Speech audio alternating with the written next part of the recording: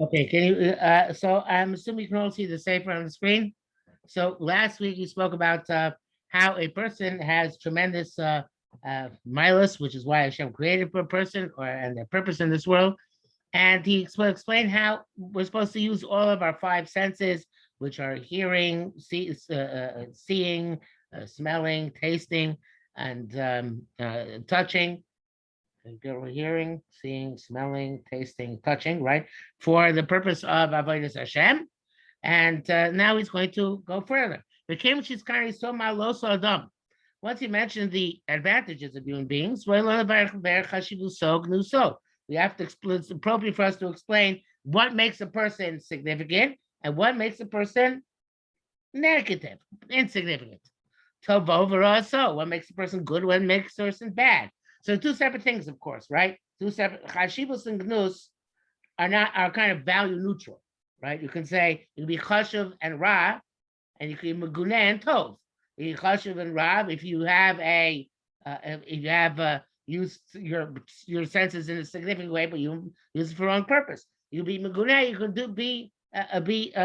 or have all sorts of negative things about you and still be a good person. So they're two separate scales, right? Chashivas versus gnus and tov versus ra. Okay. So we have to put in front of you, in front of a person who's intelligent. Now that's important because learning Musar is commonly understood to be something which does not require intelligence. You go to yeshiva, so the assumption is when you learn Gemara, you learn the Lomdus of Gemara, that requires intelligence. But that's not the case. It requires just as much, if not more, intelligence to understand how to live one's life properly, because life is very complex. So you have to be a maskil, you have to have seichel, intellect. Then they learn to learn the straight way, which will bring you to the court of the king. So a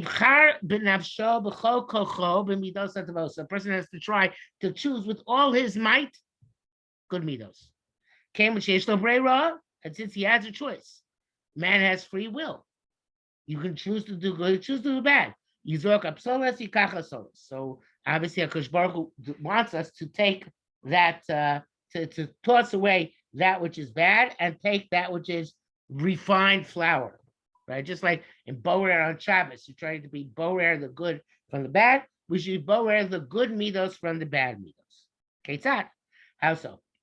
Yesh Adam Shubal Chema B'Koes Tamid. There are people who have a temper and they're always angry. There are people who are always calm and they never get angry at all. Now, these traits which a person has, many of them person is born with them. In other words, people are from birth genetically inclined, whether it's from their parents or whatever or whatever genetic ancestors they have. Sometimes it's from the environment. Sometimes it's from the people you come in contact with. But people have different traits, and there are certain people, people you get really angry very easily, constantly. There's no the people never get angry. Nothing happens. Everything, nothing can happen. Nothing happens to them which makes them actually get upset. Except maybe once every few years.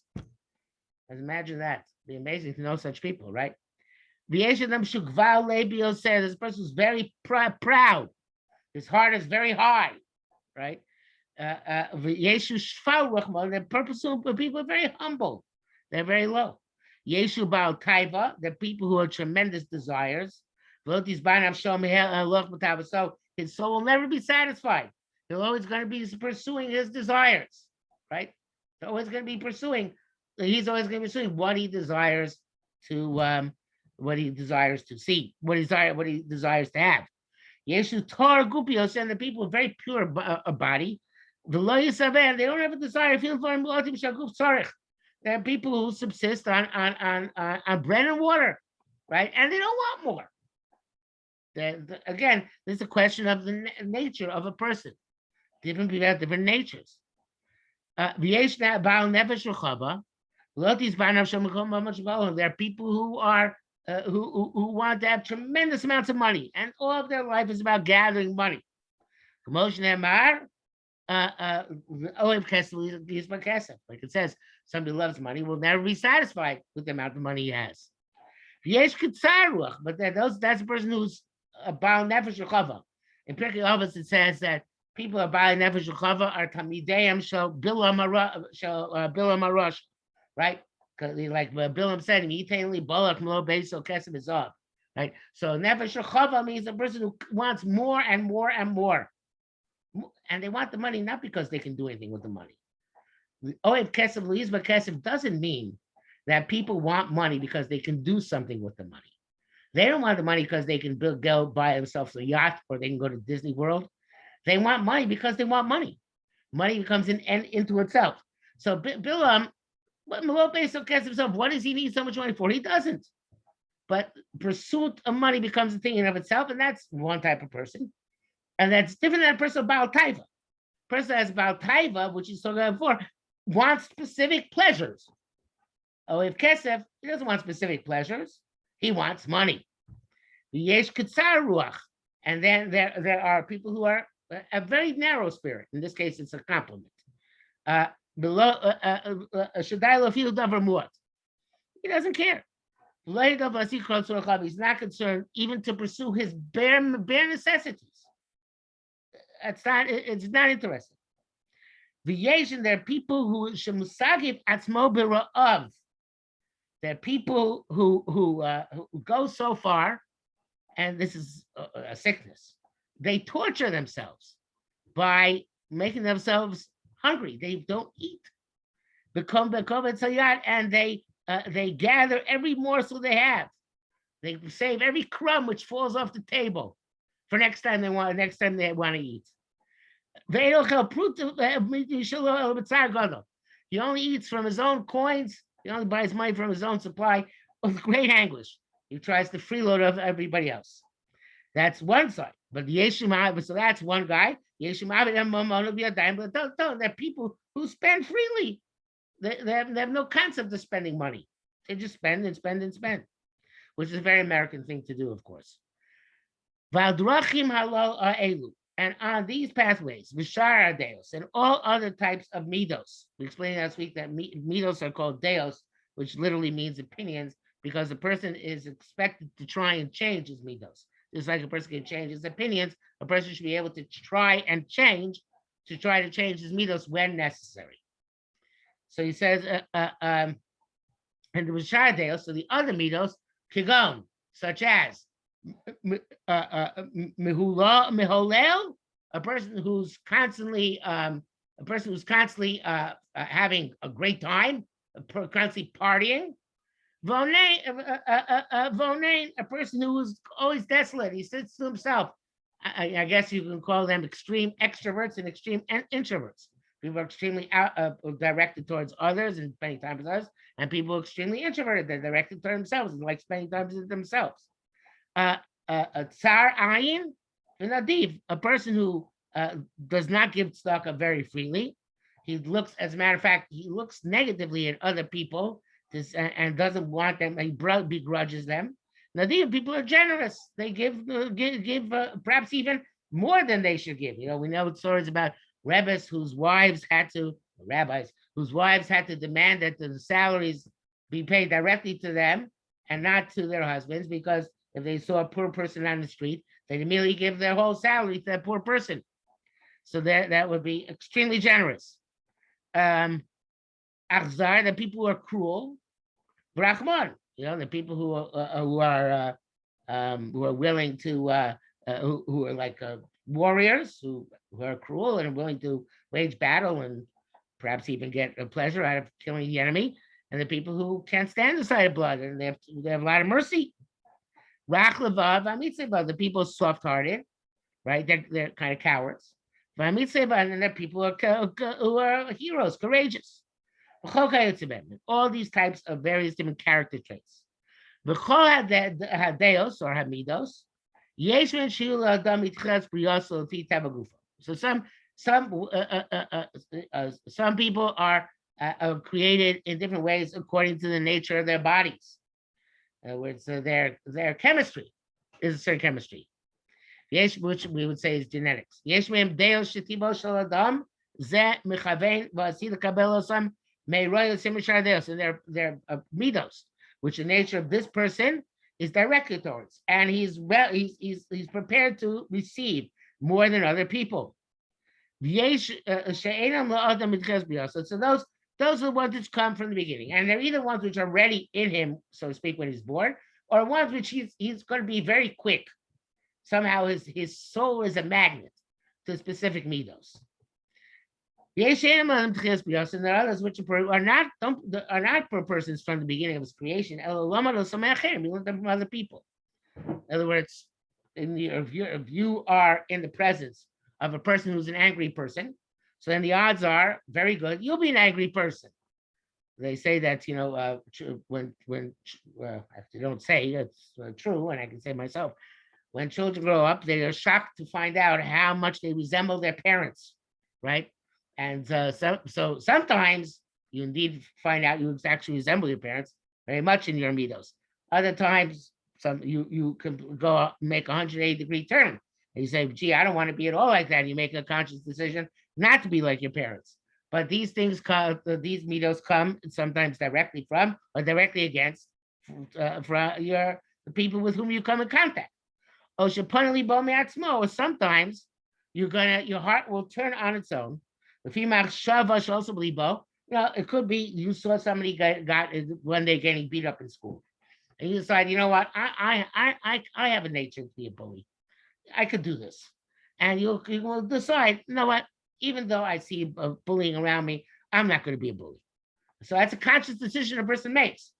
He's not influenced by his environment so much as he sees the environment and makes a decision. This is what I want to be like. Not, it could be like the environment, it could be against the environment, but as opposed to being influenced unwittingly, he makes a conscious decision. Going machshava also believe according to the which came his heart. Or I heard that this midah is good for him. It's appropriate for him to follow it. When he got small, and you conduct himself that way, until it became embedded in his heart. There's a fascinating verse you saw at the end of Kiddushin, which is a big, big issue. It's probably not from a Jewish source, but he brings it down as a medrash. And I'm going to quote it to you. The last verse you saw in the Mishnayos and Kiddushin, he says that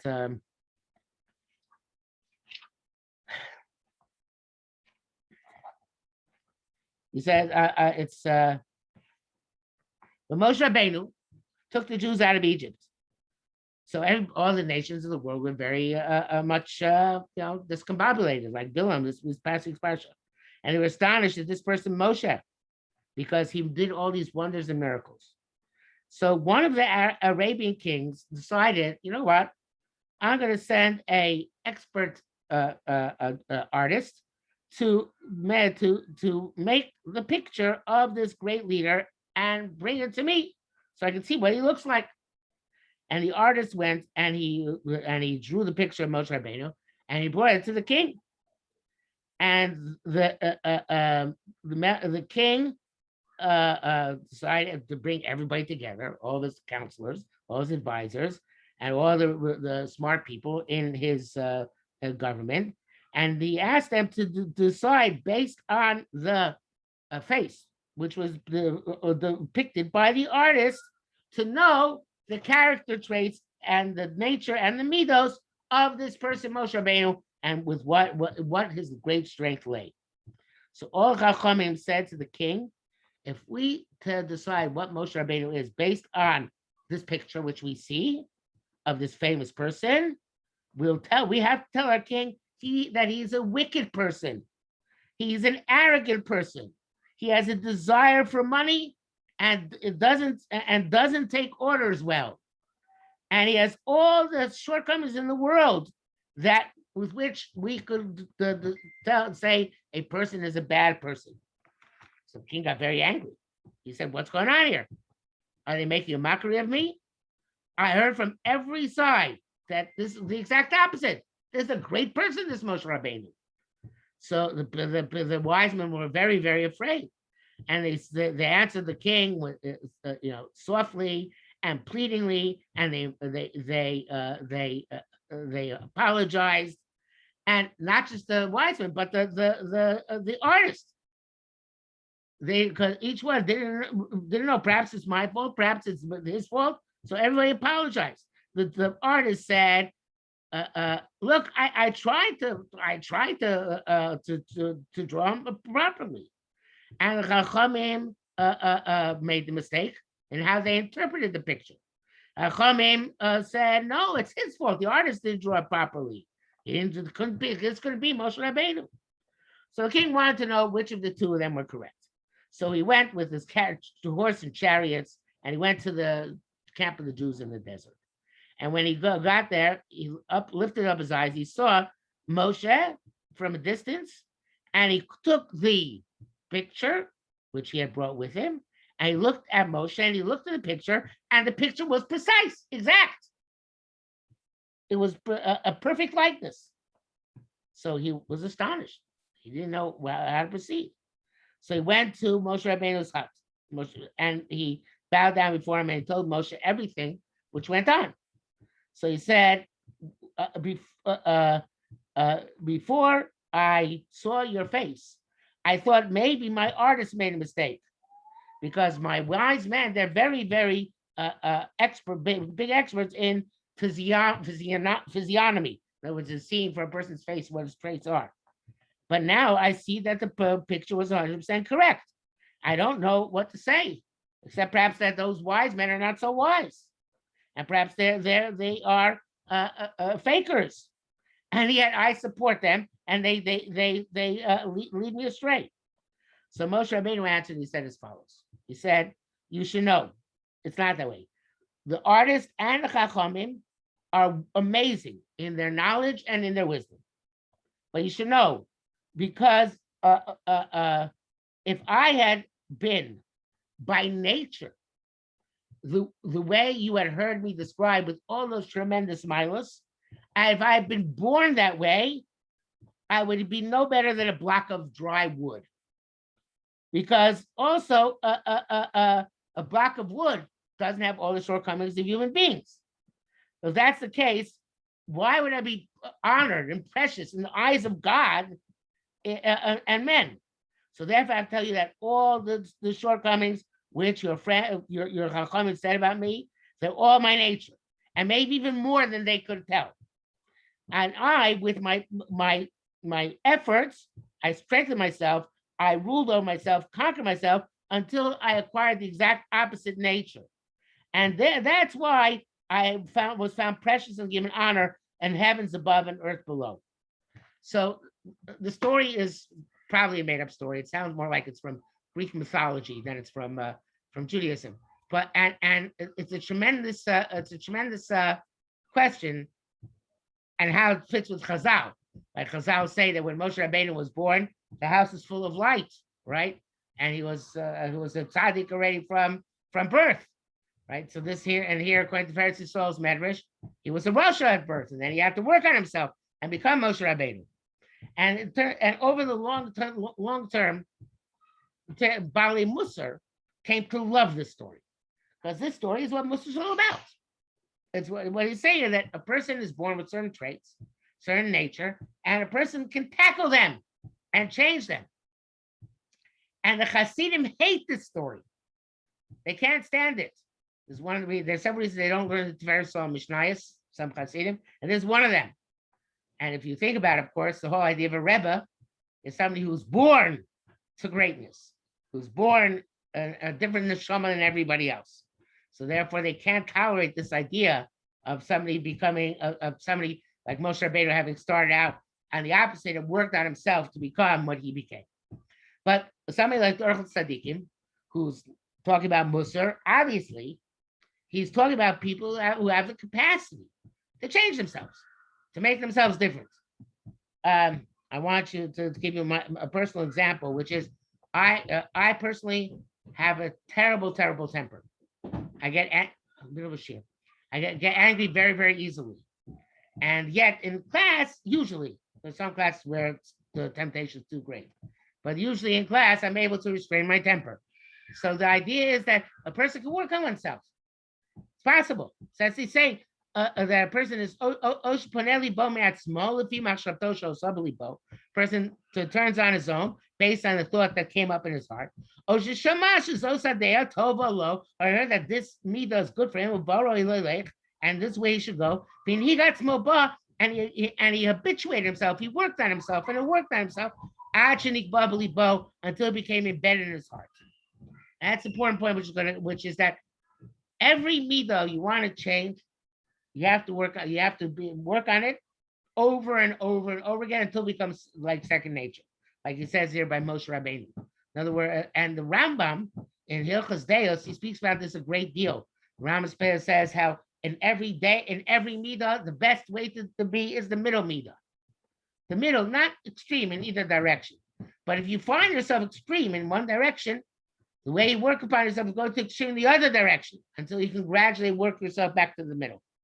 So there's a tremendous avodah to change a midah, certainly to change it permanently. But and as you say, you have to be manhid yourself. You have to conduct yourself. You have to drive yourself in order to make embedded in your heart. Yesh midah, I see this in a certain Facebook group I'm in. There's a guy who's the moderator of the group, and he always is very, very nice. But I know it's just on the surface. Somebody taught him how to deal with other people in a nice way, but you scratch the surface and immediately he gets extremely, extremely upset. That's not Nikval Billy Bo. He writes that way, he can talk that way, but Nikval Billy Bo means you actually change your heart. There's a famous book which was written in the 1930s, How to Win Friends and Influence People by Dale Carnegie, which I highly recommend. Everybody should read the book. And Dale Carnegie claims it's really a book about marketing, salesmanship. It's how to be a used car salesman. But Dale Carnegie claims that he's really sincere. That's why he said how to win friends and influence people. But the truth is that you can read a book without and has tremendous tools for how to make somebody a friend with total insincerity. One of the basic tools, which I never mastered, but if you note, it's many people who have mastered it, is to always remember a person's first name. In other words, ask a person's first name, you immediately make a mental reminder to remember how to connect that name with that person, and then you're on your road to making that person your best friend. And if you're a used car salesman, you're well on your way to selling him a used car, which is great for you, not necessarily for him. But so everything in life, a person can take a good midah and use it as a weapon, which is not good, or embed it in his heart, which is good. And the idea is that a person is supposed to keep using the midah over and over again until it becomes embedded in his heart. And it might start slowly shma. You might start remembering people's first names because you want to sell them used cars. But maybe eventually it'll really become your second nature, that you address people by their first names. Could be. A person has yesh midah should certainly shtamish b'barov makomos. And it's complicated because there's certain midos you have to use in most places. Yesh midah should shtamish b'mad, other midos you have to use in few places, right? So getting back to calm and anger, right? You should really most of the time be calm. You should only get angry if somebody does something really, really bad and really, really evil, right? So you have to be able to use both. You have to be able to be calm most of the time and angry occasionally. And how you're angry has to be done with a specific measure of how much anger to use or how much anger to display. It's like a person who makes a cooked dish. You make a delicacy. You need a lot of vegetables, basar and meat, umayim and water, melach and salt, upilpulim. And those last two, salt and pepper, not as much. You can't not have salt and pepper. If you don't have salt and pepper in the dish is bland. It's boring, right? People don't want to eat it. But you can't have too much salt and pepper because then the dish is overwhelming. and overpowering. Every midah is like that. Too much of a good thing sometimes is not good. Too little of a good thing, of course, is not good. And too much of a bad thing is still not good. But a little bit sometimes of what most contexts would be bad on rare occasion, used properly, can be good. So for again, a person who never gets angry, when he does display anger, it has a super impact, much more than it would if the person got angry all the time. You all know that from your teachers, right? The teachers who are calm, teachers get angry all the time. Who cares? The teachers are usually calm, but one day he gets really angry. That anger makes an impact. Okay, so everything is like this. It needs to have the mitos have to be according to a recipe. You have to take from each one the shear. From this a lot, from this a little. If there's too little meat, the dish will be too skinny is not the right word. Too what's the opposite of I don't know. Too thin. I don't know what word to use. If there's too much salt, you won't be able to eat it because it's so salty. So to all the ingredients. If you're going to take too little of that which you need a lot of, and you're going to take too much of that which you need a little, the food will be ruined. But the expert chef, take from each one the proper measure, the food will be pleasant and sweet to those sweet. Sometimes you want it spicy, obviously, but the point is that it's going to taste good for the people who eat it. Now, another trait which you very often find in school is that you have kids who have made themselves into class clowns. And a little bit of being class clown is funny. And a little bit of being clown is funny. A little bit of late sonus is okay. Obviously, a lot of late sonus is very bad. Chazal say, late sonus, achas doche elef tochachos. One scoffing, clowning remark can push aside 1,000 good remarks, 1,000 good words of Musar. But they say, any scoffing is also, but the scoffing of Avodah Zarah is encouraged. So even a meter like Leitzanus, in the proper measure, it's good, right? Most of us have difficulty deciding knowing when enough is enough. But every meter can be used properly in appropriate measure. That says Yesh midos should certainly certain midos from which very little is good.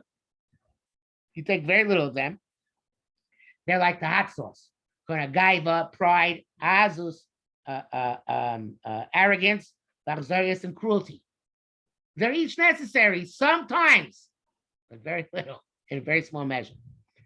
Therefore, a person has to weigh with a careful balance. To take from every midah its proper measure. Not too little, not too much. Without to reach the ultimate good. You should know and understand. Somebody's nature inclines him to a negative trait, or became accustomed to negative trait, and won't pay attention to do tshuva from it. In other words, not tshuva. It is tshuva, but to go away from it. But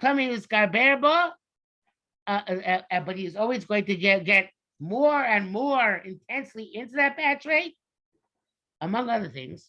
Then maybe also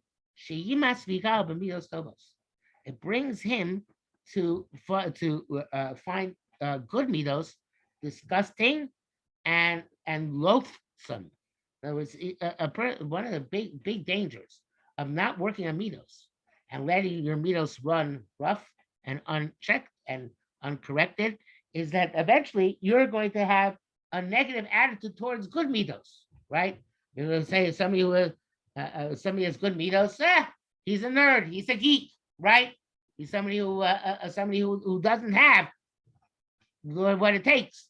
That's why he's who he is. And midos which are good midos will eventually, if a person's not attuned, not aware, not thinking, I have to always see what's the best meter, what should I change, what is good, what is bad. Eventually, he's going to go against Omidos Tovos.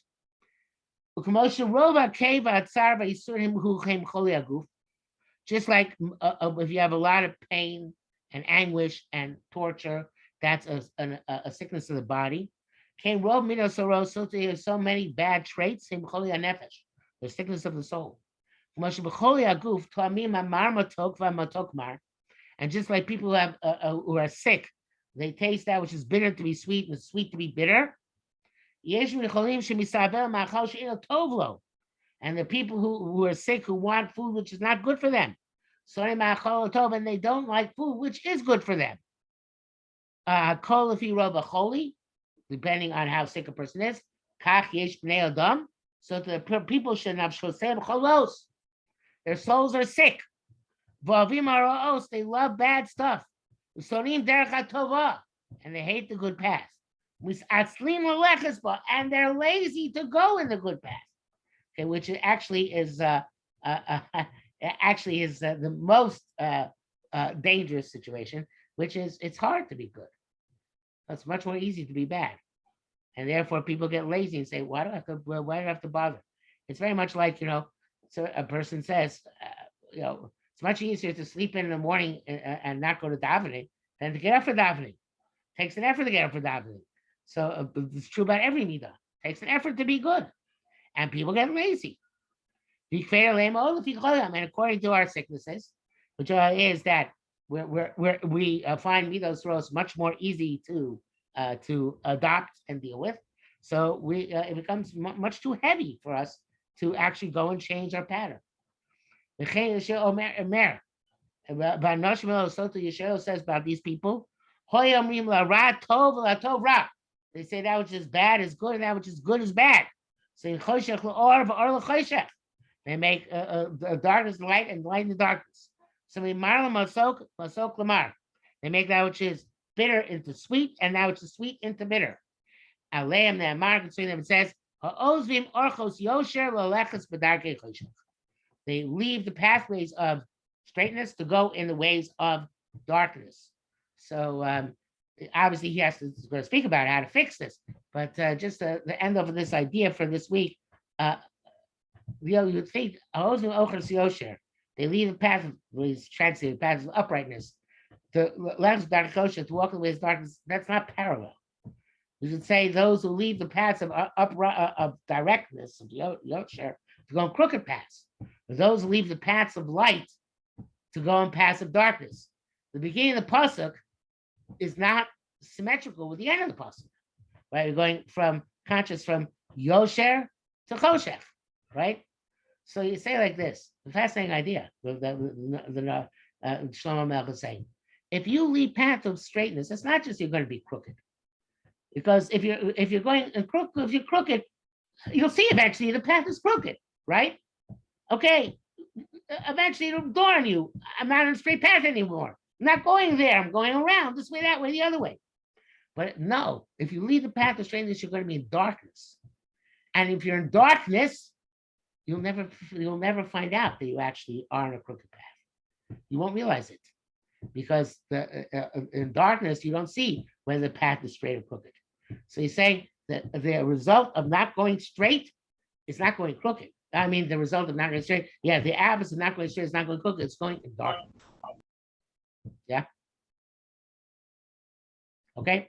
All right. So again, as I said, next week we'll take up from the next paragraph, which is Kate said, where it's going to tell us obviously that just like where you go to doctors for an illness, you have to go to chachomim to teach you how to be a good person, right? Sometimes it's rabbis, sometimes it's psychologists. Preferably it's a person who has an idea of Torah, an idea of human behavior, and is able to give you guidance in both. Not everybody's like that. A lot of people know a lot of Torah and they don't know a lot about human behavior. A lot of people know a lot about human behavior and they know a lot about Torah. So the idea of learning Mussar is to become an expert at both, to know about how human behavior works and to know what Torah wants of us and to combine them together. Okay, everybody said I think it was good learning for a fast day. Have a meaningful rest of the fast. And those of you, I'm sorry, we're learning Yerushalmi. I'm sorry for the mix-up last week. Yerushalmi this week will be Wednesday evening at the other Zoom. Uh, Shkar Harvey. okay, and I put this on YouTube this year. Okay, have a good night, guys. Rebbe, what time is your Shami? The 7, what time we do? 7:15, right? Okay. What time do we for? I think 7:15. Yeah, regular time. 7:15. Yeah. Yeah. Okay. Shkoyach. Okay. Take care.